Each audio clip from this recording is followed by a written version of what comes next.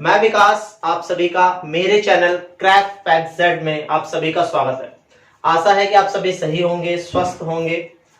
जैसा कि आपको पता ही है कि हमने पार्ट 1 की शुरुआत करी थी, शीत युद्ध का दौर।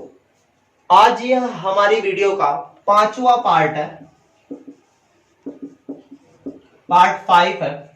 इससे पहले हमने 4 वीडियो अपलोड की जा चुकी हैं। डिस्क्रिप्शन में जाके उसका लिंक आप देख सकते हैं। और आप जब तक पुरानी वीडियो नहीं देखेंगे तब तक हो सकता है कि आपको आगे जो जितने भी पार्ट्स आएंगे उसमें कुछ कुछ समस्याएं आए।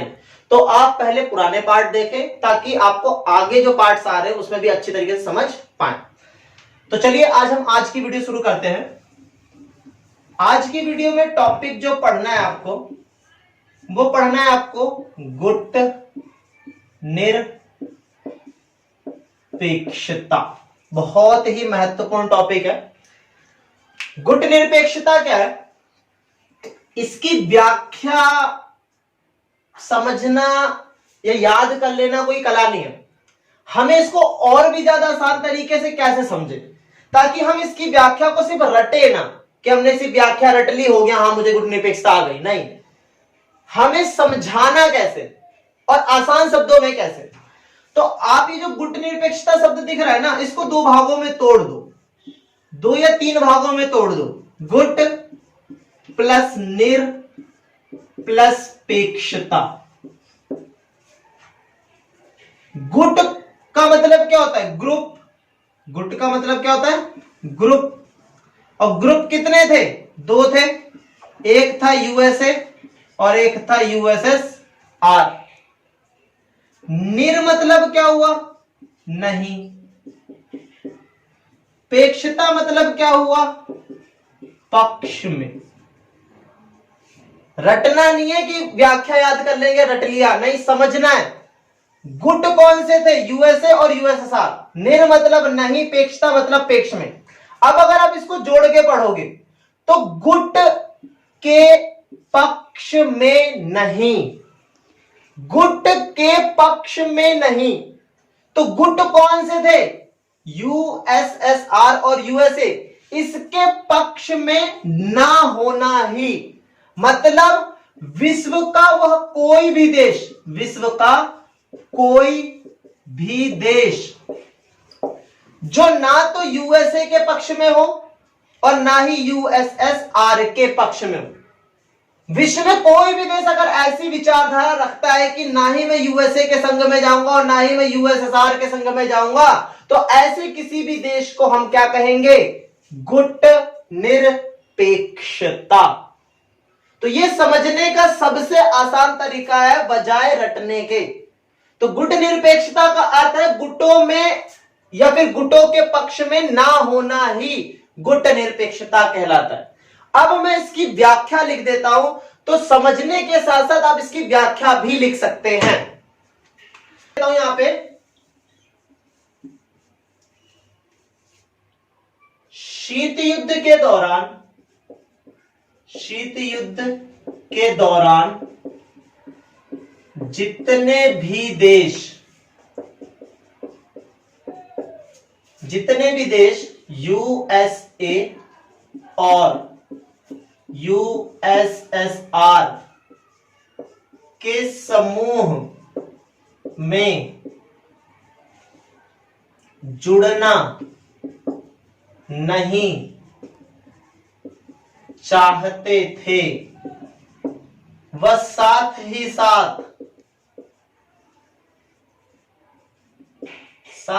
साथ अपनी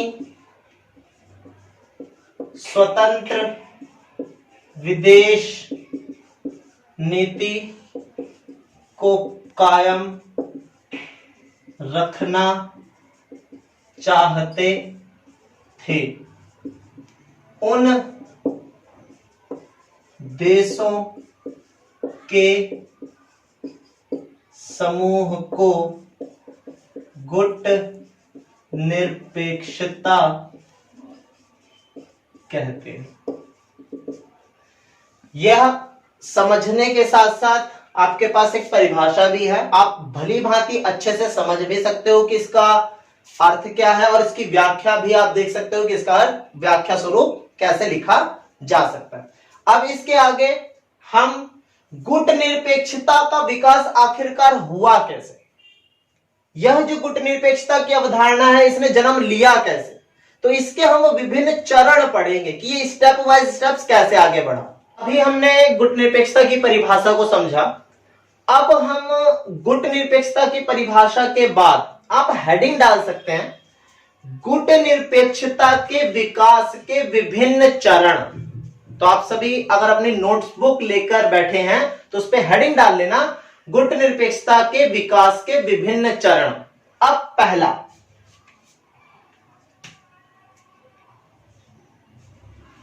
क्या था, 1947 में, जैसे कि आपको पता ही है कि 1947 में हमारा भारत देश आजाद हुआ। जब भारत देश आजाद हुआ तो उस समय भारत के आजाद होते ही भारत में प्रधानमंत्री कौन थे, जवाहरलाल नेहरू। पंडित जवाहरलाल नेहरू हमारे क्या थे, प्रधानमंत्री थे। तो उन्होंने एक विचार प्रस्तुत किया अपने एशियाई देशों के लिए और कहा कि भाई जितने भी एशिया के देश हाल फिलहाल में आजाद हो रहे हैं और आगे भी आजाद होंगे, वे सभी के सभी राष्ट्र कोशिश करें कि अपनी जो आजादी उन्होंने इतनी मुश्किलों से प्राप्त की है उस आजादी को दोबारा ना गंवाएं।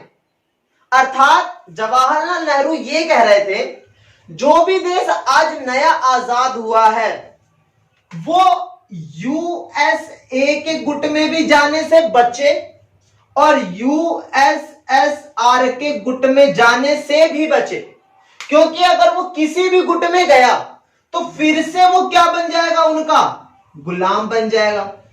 तो नेहरू ने यह विचार उन सभी नव स्वतंत्र देशों के सामने प्रस्तुत किया कि भाई आपको इतनी शिद्दत के बाद, इतनी जद्दोजहद के बाद अपनी आजादी प्राप्त हुई है तो आपको उस आजादी को बनाए रखना चाहिए, और अगर आपको उस आजादी को बनाए रखना है तो आपको यूएसए से भी बचना होगा और यूएसएसआर से भी बचना होगा, अर्थात उनके गुटों से बचना होगा। अगर आप उनके गुटों से बचोगे तभी अपनी आजादी को चलाए रख पाओगे, बनाए रख पाओगे।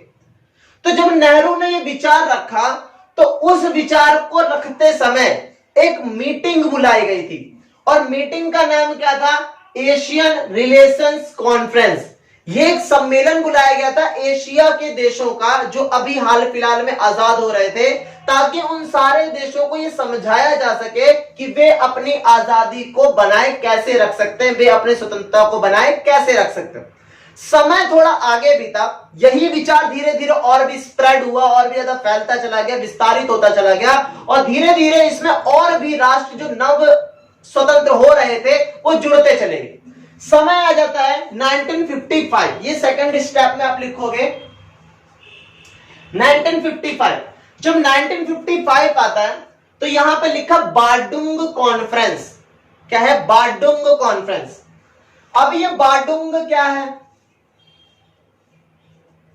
एक देश है इंडोनेशिया और उसकी राजधानी है बार्डुंग। इंडोनेशिया की राजधानी क्या है,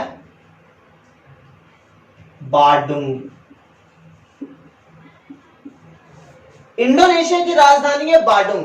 हुआ क्या, नेहरू के विचार को कि हम किसी भी गुट में नहीं जाएंगे, समय के साथ साथ जितने भी देश एकत्रित हुए उन सब ने ये निश्चित किया 1955 में कि हम इंडोनेशिया की राजधानी में एक मीटिंग बुलाएंगे, एक सम्मेलन बुलाएंगे और उस सम्मेलन का नाम ही क्या रख दिया गया, बार्डुंग सम्मेलन, बार्डुंग कॉन्फ्रेंस, क्योंकि वो वहीं पर बुलाया गया।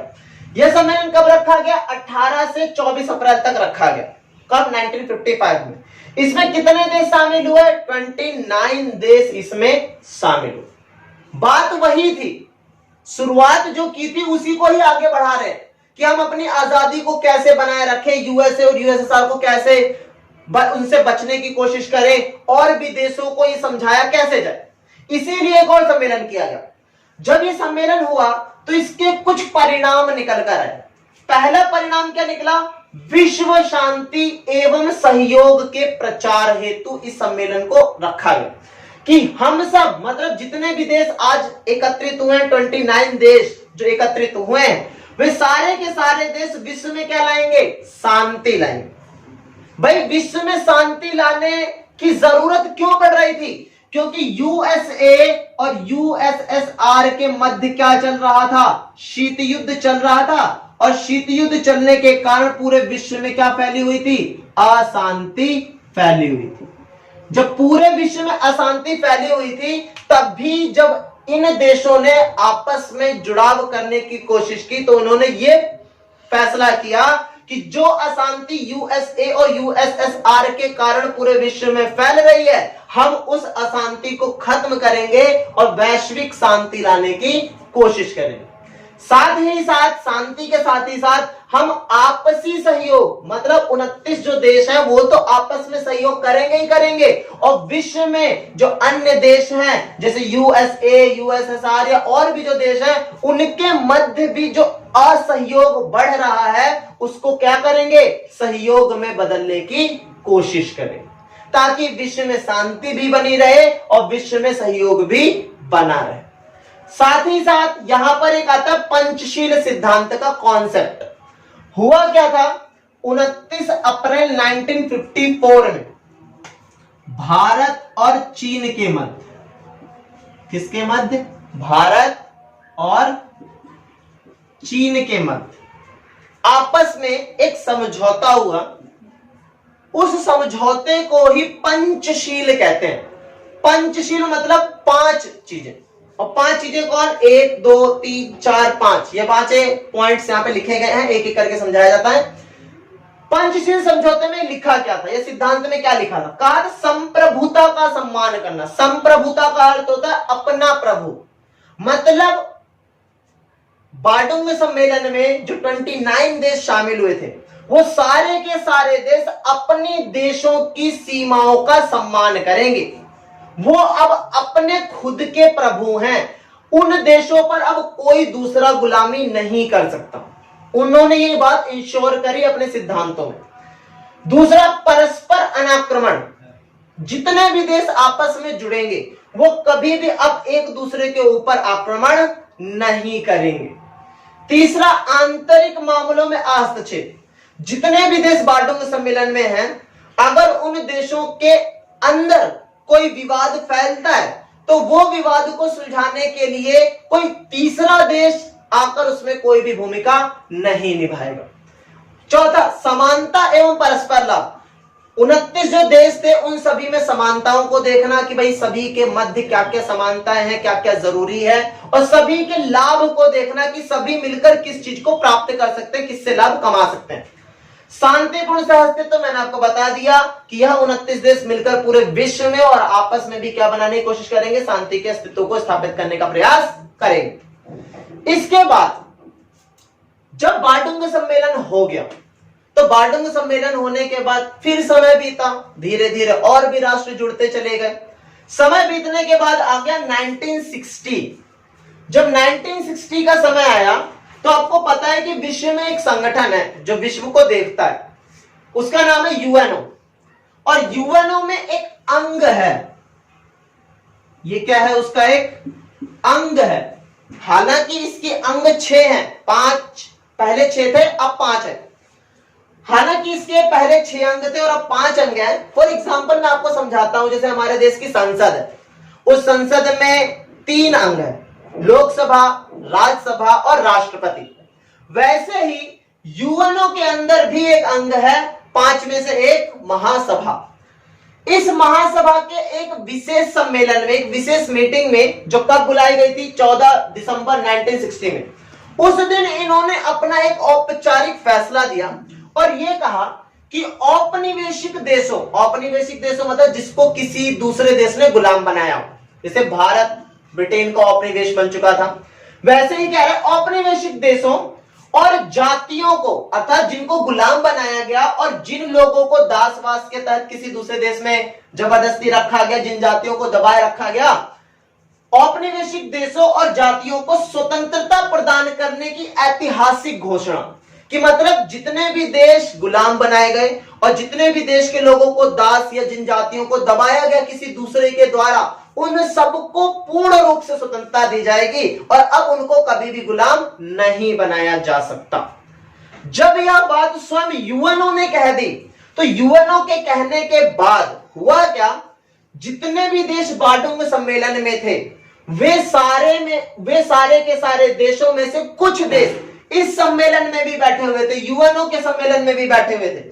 और जब यूएनओ के सम्मेलन में यह बात उनके सामने रखी गई कि हाँ भाई, जितने भी देश गुलाम बनाए गए थे वो पूर्ण रूप से स्वतंत्र रह सकते हैं, अब उन पर कोई भी गुलामी नहीं की जा सकती, तो इसी के परिणाम स्वरूप 1961 में क्या हुआ, 5 देशों ने, कितने देशों ने, 5 देशों ने, कौन कौन, भारत, युगोस्लाविया, मिस्र, घाना और इंडोनेशिया, इन 5 देशों ने मिलकर गुट निरपेक्षता की नींव को स्थापित करने में सबसे अहम भूमिका निभाई। निरपेक्षता के अभी हमने देखे कि 5 देशों ने मिलकर स्थापना करने की कोशिश की, तो वो 5 देश कौन से थे, भारत, युगोस्लाविया, मिस्र, घाना, इंडोनेशिया। आपको पता है कि जब भी कभी कोई वैश्विक सम्मेलन होता है तो हर देश के प्रमुख वहां पर मीटिंग्स में जाते हैं। तो भारत की तरफ से गए थे जवाहरलाल नेहरू, युगोस्लाविया की तरफ से जोसेफ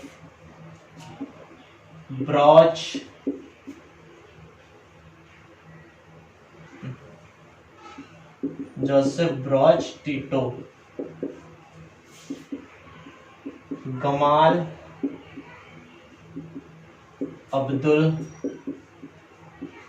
नासिर, घाना के बामे एनक्रूमा, इंडोनेशिया के सुकर्णो। ये 5 देश और इन 5 देशों के प्रमुख क्या गए थे, उस मीटिंग में गए थे, सुकर्णो। कौन सी मीटिंग में, आपको पता है ना, 1961 में क्या हुआ था, युगोस्लाविया की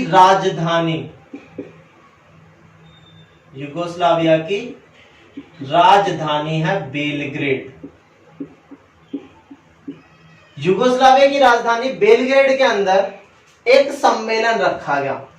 क्या रखा गया, सम्मेलन रखा गया, जिस सम्मेलन के अंदर 25 देश आए और उन 25 देशों में से 5 देश, भारत, युगोस्लाविया, मिस्र, घाना और इंडोनेशिया, इन 5 देश ने औपचारिक रूप से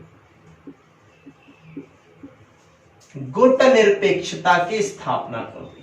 गुट निरपेक्षता की स्थापना कर दी और इन 5 देशों को संस्थापक देश कहा जाता है।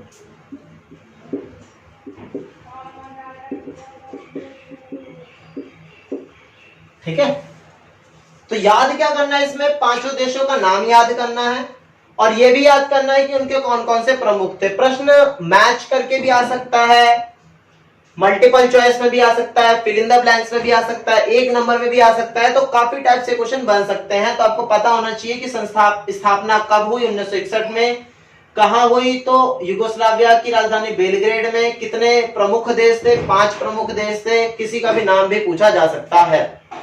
इसके बाद बस एक छोटा सा प्रश्न है, और छोटा सा प्रश्न क्या है कि गुट निरपेक्षता का उद्देश्य क्या था।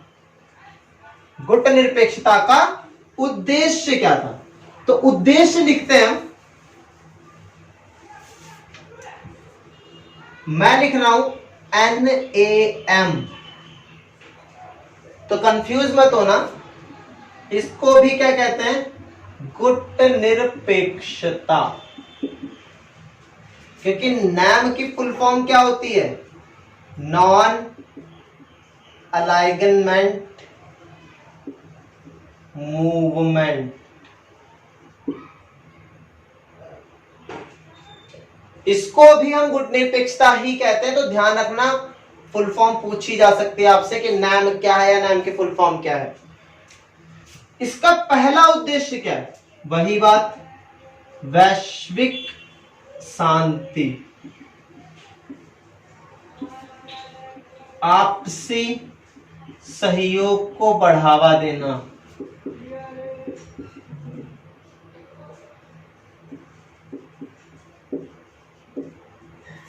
तीसरा शीत युद्ध के प्रसार को रोकना। ये इसके मूल 3 उद्देश्य थे। और साथ ही साथ नव स्वतंत्र देशों को गुटों में जाने से रोकना। ठीक है, एक बात ध्यान रखना, एक प्रश्न आप ऐसे भी पूछ सकते हो कि भाई कौन सा देश गुट निरपेक्षता में जुड़ सकता है? तो इसकी कोई औपचारिक नीतियां नहीं है। इन्होंने क्या माना है? इन्होंने माना यह है कि जो भी नया देश बाडुंग सम्मेलन के दौरान रखे गए उद्देश्यों को मान लेगा, उनको ही गुट निरपेक्षता की सदस्यता प्राप्त होगी। और गुट निरपेक्षता का जो मुख्यालय है, नैम का जो हेड ऑफिस है, हेड ऑफिस वो कहां पर है? वह है इंडोनेशिया के जकार्ता में। कहां पे? इंडोनेशिया के जकार्ता में। तो इसको लिख लेना। आज इसमें कितने देश शामिल हैं? तो नैम के अंदर आज 120 देश शामिल हैं आज वर्तमान समय में। आज इसकी 17 बार सम्मेलन हो चुके हैं। कितने बार सम्मेलन हो चुके हैं? 17 बार सम्मेलन हो चुके हैं। और हाल फिलहाल में अभी 2020 में ही इसका 18वां सम्मेलन भी हुआ है। तो कितने सम्मेलन हो गए मिलाकर? 18 सम्मेलन हो गए। इसका सम्मेलन हर 3 साल के बाद होता है। कितने सालों के बाद? 3 साल के बाद इसका सम्मेलन होता है। तो यह थी गुट निरपेक्षता के बारे में संक्षिप्त रूप से बताई गई जानकारी। इसमें बहुत इंपॉर्टेंट बातें हैं, तो ध्यान जरूर रखना। और ये जो टॉपिक है गुट निरपेक्षता, ये आगे भी आपको बेस के तौर पर काम आएगा। तो आज की वीडियो में इतना ही। तो अच्छे से देखें, वीडियो को समझें, कॉपीज में लिखें, और गुड बाय एंड नमस्कार।